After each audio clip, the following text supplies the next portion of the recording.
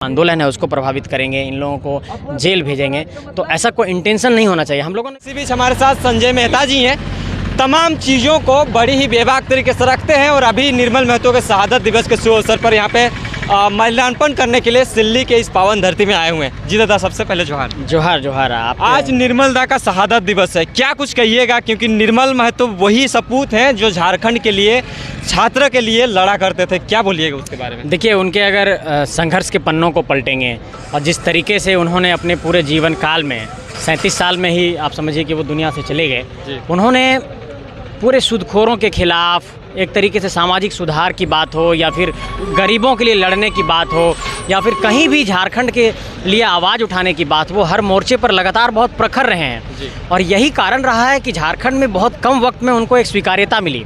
और आप उनके अगर संघर्ष के पन्नों को पलटेंगे तो आप देखेंगे कि उनके घर के आसपास का जो पूरा इलाका था, वहाँ पर जल्दी कोई मामला लोग थाना वाना में नहीं जाने देते थे, वो लगातार सब कुछ खुद से ही ठीक कर देते थे, लोगों को बिठाते थे, पंचायत करते थे। तो एक तरीके से वो क्रांति के तो अगुआ थे ही, वो सामाजिक सुधार के भी अगुआ थे और सूदखोरों के खिलाफ जो उन्होंने आंदोलन किया वो झारखंड के इतिहास के पन्नों में दर्ज है। लेकिन ये दुर्भाग्य रहा कि 1987 में चमरिया गेस्ट हाउस के समीप उनको गोली मार दी गई। लेकिन हम लोग ये संकल्प लिए हैं कि उनकी शहादत को बेकार नहीं जाने देंगे और झारखंड की धरती में जो झारखंडियत की बात है, झारखंडी भावनाओं की जो बात है, उसको लगातार हम लोग आगे बढ़ाएंगे और इसी भावना को आगे बढ़ाने के लिए, उनसे प्रेरणा लेने के लिए आज हम लोग दिल्ली की धरती पर आए थे। उनको हम लोगों ने श्रद्धा सुमन अर्पित किया और झारखंड को बचाने का पुनः फिर से एक बार संकल्प लिया। आप कहीं ना कहीं निर्मल दा का सपना को साकार करने की बात कह रहे हैं, दूसरी तरफ सरकार आपकी बातों को सुन नहीं रही है, इस पर क्या कहिएगा? देखिए, बात को समझने की ज़रूरत है कि जिस दल की इस वक्त सरकार है, निर्मल दा उसके अध्यक्ष भी रहे थे और शिबू सोरेन जी ने जब देखा कि ये आजसू बना करके बहुत प्रखर हैं, उसके बाद उनको जेएमएम में लाया गया और झारखंड मुक्ति मोर्चा के भी वो अध्यक्ष बने।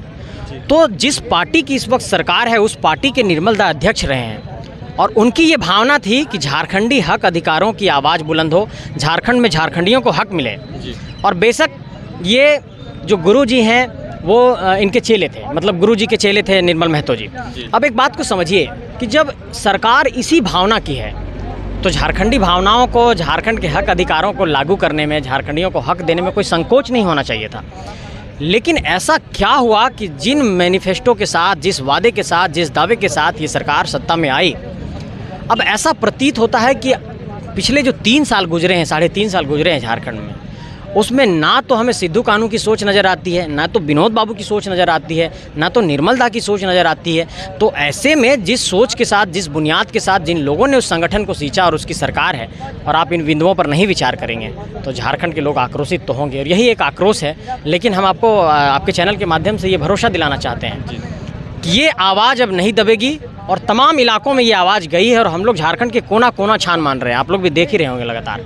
और हम लोग झारखंड की आइडियोलॉजी को, झारखंडियत की भावना को, झारखंड की सोच को, झारखंड को कैसे बचाया जा सकता है, झारखंड की नौकरियों में कैसे प्राथमिकता मिलेगी, यहाँ के स्थानीय लोगों को स्थानीय नीति कैसे बनेगी, नियोजन नीति कैसे बनेगी, पुनर्वास नीति कैसे बनेगी, इन सारे मसलों पर लगातार हम लोग प्रखर होकर के जनता के बीच अपनी बातों को रख रहे हैं। झारखंड का मसीहा माने जाने वाले निर्मल महतो के शहादत दिवस पर पहुंचे थे, साथ में तमाम जो युवाओं थे और युवाओं का साथ हमेशा आप लोग देते आए हैं। किस तरह से इसको आप अपने स्तर से, क्योंकि जिस तरह से सरकार अभी है, सरकार उनकी बातों को नहीं सुन रही है, कभी सदन के बाहर दिखाई पड़ते हैं, कभी सड़कों पर दिखाई पड़ते हैं, और आप एक पार्टी से जुड़े हुए हैं जेबीकेएस से, किस तरह से इन बच्चों को आप सपोर्ट करिएगा और आगे जाकर इनकी जो अच्छी जो चीज़ है पेशा नौकरी की, उसमें आप किस तरह से लोगों को प्रखरता से? नहीं, मैं नौजवानों को ये संदेश देना चाहता हूँ कि झारखंड के जितने भी हमारे योद्धा हैं, जितने भी क्रांतिवीर हैं, जिन लोगों ने इस धरती के लिए शहादत दिया, जिन लोगों ने इस धरती को एक बहुत बड़ा संदेश दिया, चाहे विनोद बाबू ने कहा हो पढ़ो और लड़ो की बात, चाहे निर्मल दा ने हमें लड़ने की प्रेरणा दी हो, और चाहे झारखंड के वो तमाम क्रांतिकारियों को देखिए, चाहे वो 1000 साल पहले जाइए, चाहे वो आप 100 साल पहले जाइए, जिन लोगों ने भी झारखंड की धरती के लिए लड़ा है, चाहे वो सिद्धू कानू हो, नीलांबर पिताम्बर हो, शेख भिखारी हो, वीर बुद्धू भगत हो, टिकैत उमराव हो, जिन लोगों ने भी इस धरती के लिए लड़ा है, उनसे हम लोगों को एक प्रेरणा लेने की ज़रूरत है। नौजवानों को ये कहना चाहते हैं कि ये आपके हक अधिकार की आवाज़ है।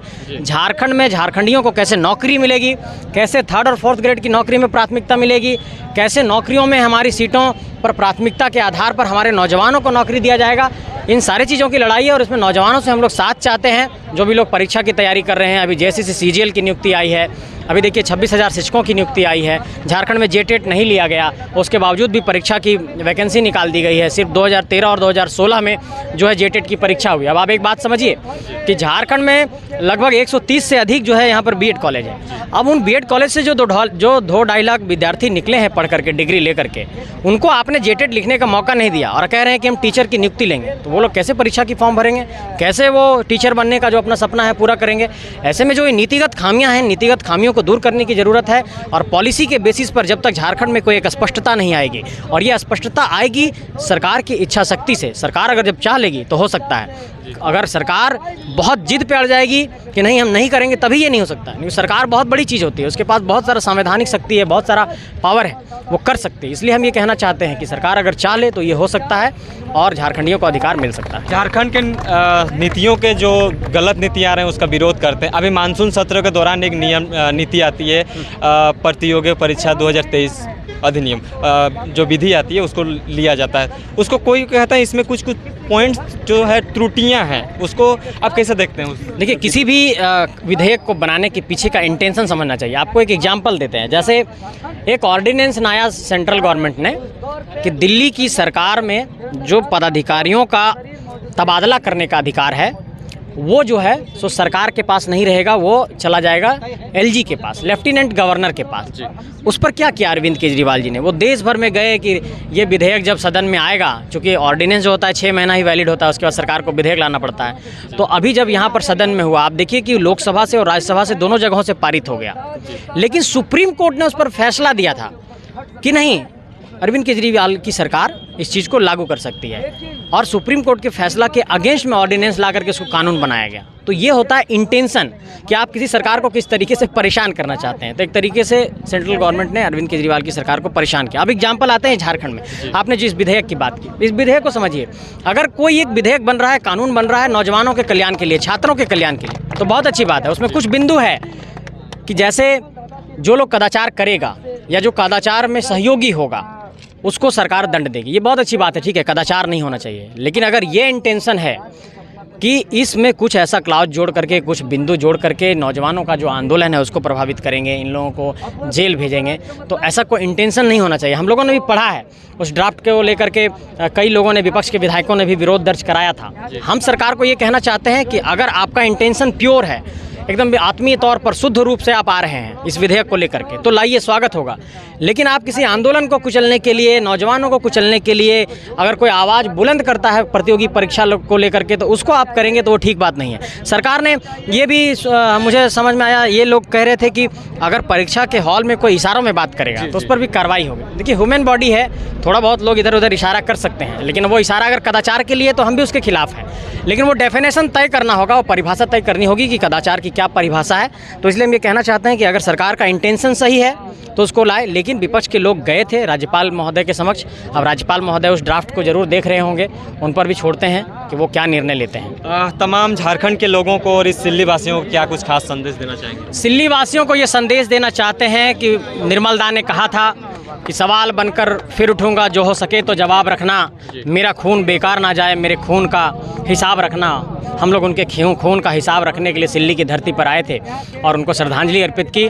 और निर्मल दा को ये कहना चाहते हैं बहुत भावुक अंदाज में, उनको संदेश मेरा पहुँचे जब भी वो हैं यहाँ पर, इस दुनिया में नहीं है, कि झारखंड को बचाने की लड़ाई में हम लोग बहुत आगे तक लेकर के इस लड़ाई को जाएंगे।